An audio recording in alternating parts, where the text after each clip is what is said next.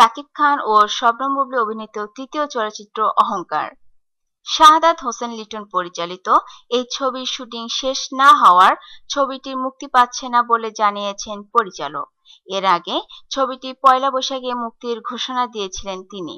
Shahadat Hossain Liton NTV অনলাইনকে বলেন, আমরা চেয়েছিলাম ছবিটি পয়লা বৈশাখে মুক্তি দেব, কিন্তু এখন আর তা সম্ভব নয়। ছবির একটি গানের কিছু অংশ এখনো বাকি আছে।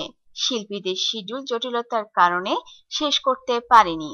গান ছাড়াই ছবিটি সেন্সরে জমা দিতে পারতাম, কিন্তু ছবির ব্যাকগ্রাউন্ড মিউজিক শেষ না করে ছবিটি সেন্সরে জমা দিতে চাই না। লিটন আরো বলেন, আমরা একটা ডামি মিউজিক দিয়ে সেন্সরের জন্য ছবিটি তৈরি করেছিলাম আগামীকাল রবিবার সেন্সরে জমা দেওয়ার জন্য, কিন্তু আমি বিষয়টিতে রাজি হইনি, কারণ সেন্সর বোর্ডের সদস্যদের কাছ থেকে সিনেমা হলে মালিকরা খবর নেন ছবিটি কেমন হয়েছে।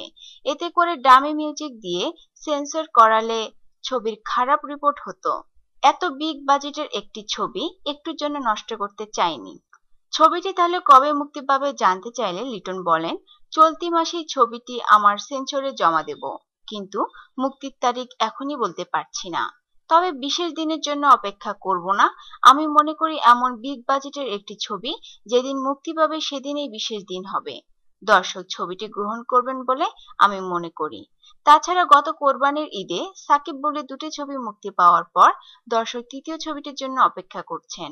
আমরা খুব তাড়াতাড়ি ছবির মুক্তির তারিখ ঘোষণা করব। অহংকার ছবির গল্প লিখেছেন আব্দুল্লাহ জহির বাবু।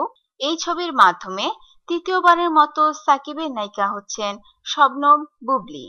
গত ঈদে শামীম আহমেদ রনি পরিচালিত বসগিরি ও রাজু চৌধুরী পরিচালিত শুটার এই দুই ছবিতে নায়ক সাকিব খানের বিপরীতে অভিনয় করে বুবলী রূপালী পর্দায় অভিষিক্ত হন।